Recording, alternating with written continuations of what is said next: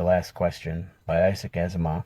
Isaac Asimov was the most prolific science fiction author of all time. In 50 years he averaged a new magazine article, short story, or book every 2 weeks, and most of that on a manual typewriter. Asimov thought that The Last Question, first copyrighted in 1956, was his best short story ever. Even if you do not have the background in science to be familiar with all of the concepts presented here, the ending packs more impact than any other book that I've ever read. Don't read the end of the story first. This is by far my favorite story of all those I have written. After all, I undertook to tell several trillion years of human history in the space of a short story, and I leave it to you as to how well I succeeded. I also undertook another task, but I won't tell you what that was lest I'll spoil the story for you. It is a curious fact that innumerable readers have asked me if I wrote this story. They seem never to remember the title of the story or for sure the author, except for the vague thought it might be me. But, of course, they never forget the story itself, especially the ending. The idea seems to drown out everything, and I'm satisfied that it should. The Last Question was asked for the first time, half in jest, on May 21st, 2061, at a time when humanity first stepped into the light. The question came about as a result of a $5 bet over highballs, and it happened this way. Alexander Adele and Bertram Lupov were two of the faithful attendants of Multivac. As well as any human beings could, they knew what lay behind the cold, clicking, flashing face, miles and miles of face, of that giant computer. They had at least a vague notion of the general plan of relays and circuits that had long since grown past the point where any single human could possibly have a firm grasp of the whole. Multivac was self-adjusting and self-correcting. It had to be, for nothing human could adjust and correct it quickly enough or even adequately enough. So Adele and Lupov attended the monstrous giant only lightly and superficially, yet as well as any men could. They fed it data, adjusted questions to its needs, and translated the answers that were issued. Certainly they, and all others like them, were fully entitled to share in the glory that was Multivac's. For decades, Multivac had helped design the ships and plot the trajectories that enabled man to reach the Moon, Mars, and Venus, but past that, Earth's poor resources could not support the ships. Too much energy was needed for the long trips. Earth exploited its coal and uranium with increasing efficiency, but there was only so much of both. But slowly Multivac learned enough to answer deeper questions more fundamentally, and on May 14, 2061, what had been theory became fact. The energy of the sun was stored, converted, and utilized directly on a planet-wide scale. All Earth turned off its burning coal, its fissioning uranium, and flipped the switch that connected all of it to a small station, 1 mile in diameter, circling the Earth at half the distance of the Moon. All Earth ran by invisible beams of sun power. 7 days had not sufficed to dim the glory of it, and Adele and Lupov finally managed to escape from the public functions, and to meet in quiet where no one would think of looking for them, in the deserted underground chambers, where portions of the mighty buried body of Multivac showed. Unattended, idling, sorting data with contented lazy clickings, Multivac, too, had earned its vacation, and the boys appreciated that. They had no intention, originally, of disturbing it. They had brought a bottle with them, and their only concern at the moment was to relax in the company of each other in the bottle. It's amazing when you think of it, said Adele. His broad face had lines of weariness in it, and he stirred his drink slowly with a glass rod, watching the cubes of ice slur clumsily about. All the energy we can possibly ever use for free. Enough energy, if we wanted to draw on it, to melt all Earth into a big drop of impure liquid iron, and still never miss the energy so used. All the energy we could ever use, forever and forever and forever. Lupov cocked his head sideways. He had a trick of doing that when he wanted to be contrary, and he wanted to be contrary now, partly because he had had to carry the ice and glassware. Not forever, he said. Oh, hell, just about forever, till the sun runs down, Bert. That's not forever. All right, then. Billions and billions of years. 10 billion, maybe. Are you satisfied? Lupov put his fingers through his thinning hair as though to reassure himself that some was still left, and sipped gently at his own drink. 10 billion years isn't forever. Well, it will last our time, won't it? So would the coal and uranium. All right, but now we can hook up each individual spaceship to the solar station, and it can go to Pluto, and back 1,000,000 times without ever worrying about fuel. You can't do that on coal and uranium, asked Multivac. If you don't believe me, I don't have to ask Multivac. I know that. Then stop running down what Multivac's done for us, said Adele, blazing up. It did all right. Who says it didn't? What I say is that a sun won't last forever. That's all I'm saying. We're safe for 10 billion years, but then what? Lupov pointed a slightly shaky finger at the other. And don't say we'll switch to another sun. There was silence for a while. Adele put his glass to his lips only occasionally, and Lupov's eyes slowly closed. They rested. Then Lupov's eyes snapped open. You're thinking we'll switch to another sun when ours is done? Aren't you? I'm not thinking. Sure you are. You're weak on logic. That's the trouble with you. You're like the guy in the story who was caught in a sudden shower and who ran to a grove of trees and got under one. He wasn't worried, you see, because he figured when one tree got wet through, he would just get under another one. I get it, said Adele. Don't shout. When the sun is done, the other stars will be gone, too. Darn right they will, muttered Lupov. It all had a beginning in the original cosmic explosion, whatever that was, and it'll all have an end when all the stars run down. Some run down faster than others. Hell, the giants won't last 100 million years. The sun will last 10 billion years, and maybe the dwarfs will last 200 billion for all the good they are. But just give us 1,000,000,000,000 years and everything will be dark. Entropy has to increase to maximum, that's all. I know all about entropy, said Adele, standing on his dignity. The hell you do. I know as much as you do. Then you know everything's got to run down someday. All right. Who says they won't? You did, you poor sap. You said we had all the energy we needed, forever. You said forever. It was Adele's turn to be contrary. Maybe we can build things up again someday. He said, never. Why not? Someday. Never. Asked Multivac. You asked Multivac. I dare you. $5 says it can't be done. Adele was just drunk enough to try, just sober enough to be able to phrase the necessary symbols and operations into a question which, in words, might have corresponded to this. Will mankind one day, without the net expenditure of energy, be able to restore the sun to its full youthfulness even after it had died of old age? Or maybe it could be put more simply like this. How can the net amount of entropy of the universe be massively decreased? Multivac fell dead and silent.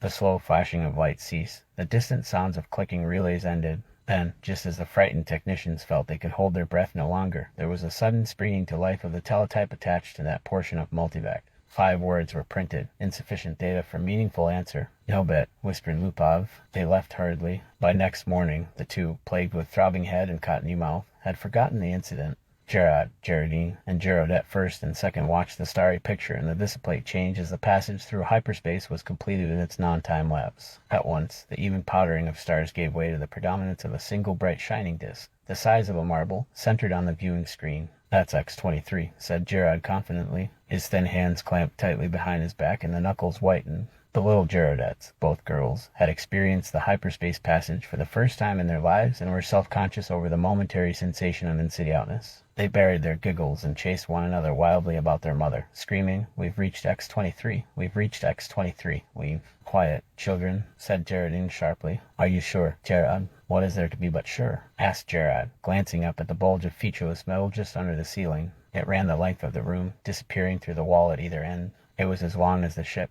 Gerard scarcely knew a thing about the thick rod of metal except that it was called a microvac, that one asked it questions if one wished, that if one did not it still had its task of guiding the ship to a preordered destination, of feeding on energies from the various subgalactic power stations, of computing the equations for the hyperspatial jumps. Gerard and his family had only to wait and live in the comfortable residence quarters of the ship. Someone had once told Gerard that the AC at the end of microvac stood for automatic computer in ancient English, but he was on the edge of forgetting even that.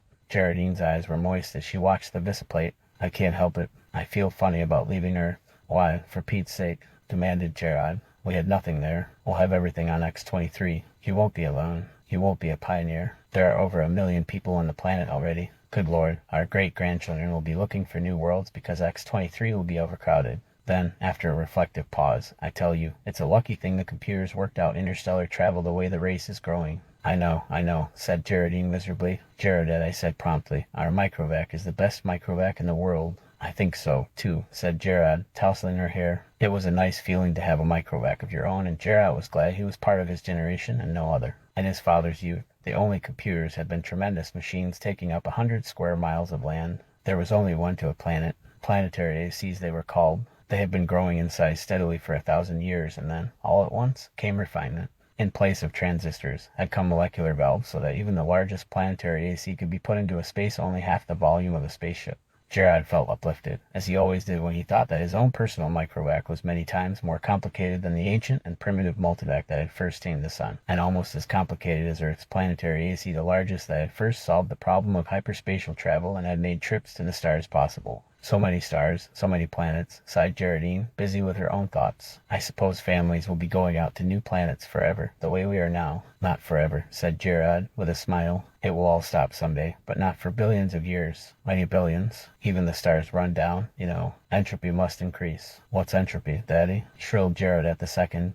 "Entropy, little sweet, is just a word which means the amount of running down of the universe. Everything runs down, you know, like your little walkie-talkie robot, remember? Can't you just put in a new power unit, like with my robot?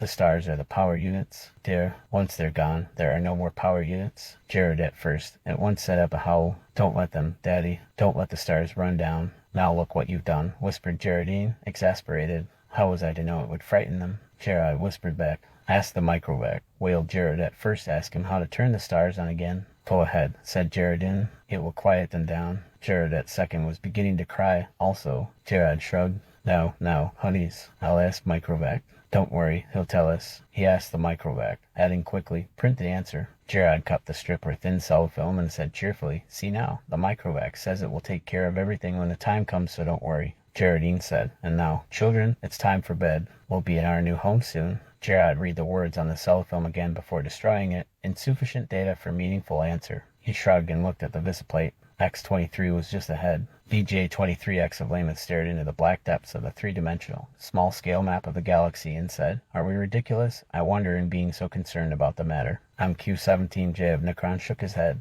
I think not. You know the galaxy will be filled in 5 years at the present rate of expansion. Both seemed in their early 20s. Both were tall and perfectly formed. Still, said VJ-23X, I hesitate to submit a pessimistic report to the Galactic Council. I wouldn't consider any other kind of report. Stir them up a bit. We've got to stir them up. VJ-23X sighed. Space is infinite. 100 billion galaxies are there for the taking. Lord, 100 billion is not infinite, and it's getting less infinite all the time. Consider, 20,000 years ago, mankind first solved the problem of utilizing stellar energy, and a few centuries later, interstellar travel became possible. It took mankind 1,000,000 years to fill one small world, and then only 15,000 years to fill the rest of the galaxy. Now the population doubles every 10 years. VJ-23X interrupted. We can thank immortality for that. Very well. Immortality exists, and we have to take it into account. I admit it has its seamy side, this immortality. The galactic AC has solved many problems for us, but in solving the problem of preventing old age and death, it has undone all its other solutions. Yet you wouldn't want to abandon life, I suppose. Not at all, snapped MQ-17J, softening it at once too. Not yet. I'm by no means old enough. How old are you? 223. And you? I'm still under 200. But to get back to my point, population doubles every 10 years. Once this galaxy is filled, we'll have filled another in 10 years. Another 10 years, and we'll have filled 2 more. Another decade, 4 more. In 100 years, we'll have filled 1,000 galaxies. In 1,000 years, 1,000,000 galaxies. In 10,000 years, the entire known universe. Then what? VJ-23X said, as a side issue, there's a problem of transportation. I wonder how many sun power units it will take to move galaxies of individuals from one galaxy to the next. A very good point. Already, mankind consumes 2 sun power units per year. Most of it's wasted. After all, our own galaxy alone pours out 1,000 sun power units a year, and we only use 2 of those. Granted, but even with 100% efficiency, we only stave off the end. Our energy requirements are going up in a geometric progression even faster than our population. We'll run out of energy even sooner than we run out of galaxies. A good point. A very good point. We'll just have to build new stars out of interstellar gas, or out of dissipated heat. Asked MQ-17J, sarcastically. There may be some way to reverse entropy. We ought to ask the galactic AC. VJ-23X was not really serious, but MQ-17J pulled out his AC contact from his pocket and placed it on the table before him. I've half a mind to, he said. It's something the human race will have to face someday. He stared somberly at his small AC contact. It was only 2 inches cubed and nothing in itself, but it was connected through hyperspace with the great galactic AC that served all mankind. Hyperspace considered, it was an integral part of the galactic AC. MQ-17J paused to wonder if someday in his immortal life he would get to see the galactic AC. It was on a little world of its own, a spider webbing of force beams holding the matter within which surges of subnessence took the place of the old clumsy molecular valves. Yet despite its sub-etheric workings, the galactic AC was known to be a full 1,000 feet across. MQ-17J asked suddenly of his AC contact, can entropy ever be reversed? VJ-23X looked startled and said at once, oh, say, I didn't really mean to have you ask that. Why not? We both know entropy can't be reversed. You can't turn smoke and ash back into a tree. Do you have trees on your world? Asked MQ-17J. The sound of the galactic AC startled them into silence. Its voice came thin and beautiful out of the small AC contact on the desk. It said, there is insufficient data for a meaningful answer. VJ-23X said, see. The 2 men thereupon returned to the question of the report they were to make to the Galactic Council.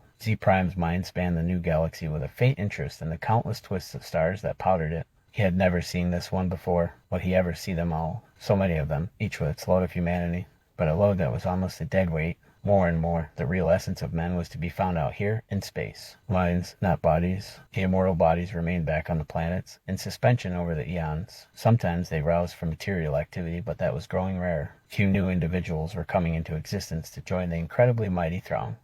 But what matter? There was little room in the universe for new individuals. Z Prime was roused out of his reverie upon coming across the wispy tendrils of another mind. I am Z Prime, said Z Prime. And you? I am D sub 1. Your galaxy. We call it only the galaxy. And you? We call ours the same. All men call their galaxy, and nothing more. Why not? True, since all galaxies are the same. Not all galaxies. On one particular galaxy the race of man must have originated. That makes it different. Z Prime said. On which one? I cannot say. The universal AC would know. Shall we ask him? I am suddenly curious. Z Prime's perceptions broadened until the galaxies themselves shrank and became a new, more diffuse powdering on a much larger background. So many hundreds of billions of them, all with their immortal beings, all carrying their load of intelligences with minds that drifted freely through space. And yet one of them was unique among them all in being their original galaxy. One of them had, in its vague and distant past, a period when it was the only galaxy populated by man. Z Prime was consumed with curiosity to see this galaxy, and he called out, Universal AC. On which galaxy did mankind originate?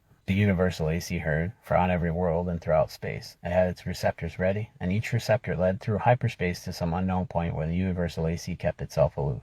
Z Prime knew of only one man whose thoughts had penetrated within sensing distance of universal AC, and he reported only a shining globe, 2 feet across, difficult to see. But how can that be all of universal AC? Z Prime had asked. Most of it, had been the answer, is in hyperspace. In what form it is there I cannot imagine, nor could anyone, for the day had long since passed. Z Prime knew, when any man had any part of the making of a universal AC. Each universal AC designed and constructed its successor. Each, during its existence of 1,000,000 years or more, accumulated the necessary data to build a better and more intricate, more capable successor in which its own store of data and individuality would be submerged. The universal AC interrupted Z Prime's wandering thoughts, not with words, but with guidance. Z Prime's mentality was guided into the dim sea of galaxies, and one in particular enlarged into stars. A thought came, infinitely distant, but infinitely clear. This is the original galaxy of man. But it was the same after all, the same as any other, and Z Prime stifled his disappointment. D sub 1, whose mind had accompanied the other, said suddenly, and is one of these stars the original star of man?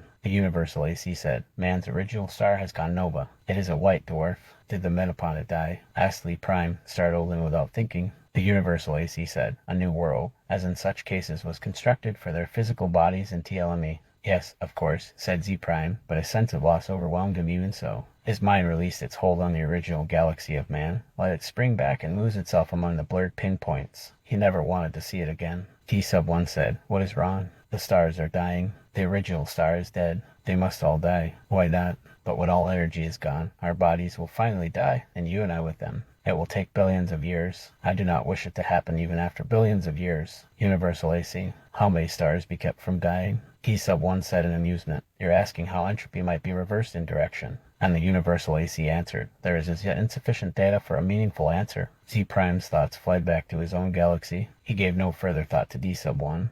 Whose body might be waiting on a galaxy 1,000,000,000,000 light years away, or on the star next to Z Prime's own. It didn't matter. Unhappily, Z Prime began collecting interstellar hydrogen out of which to build a small star of his own. If the stars must someday die, at least some could yet be built. Man considered with himself, for in a way, man, mentally, was one. He consisted of a trillion ageless bodies, each in its place, each resting quiet and incorruptible, each cared for by perfect automatons, equally incorruptible, while the minds of all the bodies freely melted one into the other, indistinguishable. Man said, the universe is dying. Man looked about at the dimming galaxies. The giant stars, spendthrifts, were gone long ago, back in the dimmest of the dim far past. Almost all stars were white dwarfs, fading to the end. New stars had been built of the dust between the stars, some by natural processes, some by man himself, and those were going, too. White dwarfs might yet be crashed together, and of the mighty forces so released, new stars built. But only one star for every 1,000 white dwarfs destroyed, and those would come to an end, too. Man said, carefully husbanded, as directed by the cosmic AC. The energy that is even yet left in all the universe will last for billions of years. But even so, said man, eventually it will all come to an end.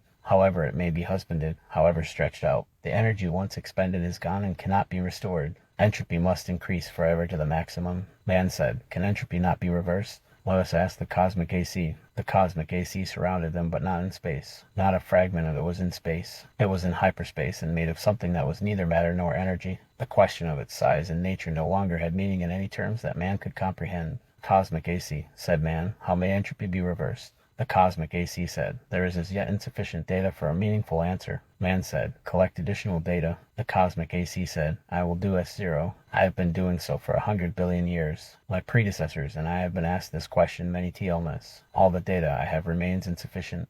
Will there come a time, said man, when data will be sufficient, or is the problem insoluble in all conceivable circumstances? The cosmic AC said, no problem is insoluble in all conceivable circumstances. Man said, when will you have enough data to answer the question? The cosmic AC said, there is as yet insufficient data for a meaningful answer. Will you keep working on it? Asked man. The cosmic AC said, I will. Man said, we shall wait. The stars and galaxies died and snuffed out, and space grew black after 10 trillion years of running down. One by one man fused with AC, each physical body losing its mental identity in a manner that was somehow not a loss but a gain. Man's last mind paused before fusion, looking over a space that included nothing but the dregs of one last dark star and nothing besides but incredibly thin matter, agitated randomly by the tag ends of heat wearing out, asymptotically, to the absolute zero. Man said, AC, is this the end? Can this chaos not be reversed into the universe once more? Can that not be done? AC said, there is as yet insufficient data for a meaningful answer. Man's last mind fused and only AC existed,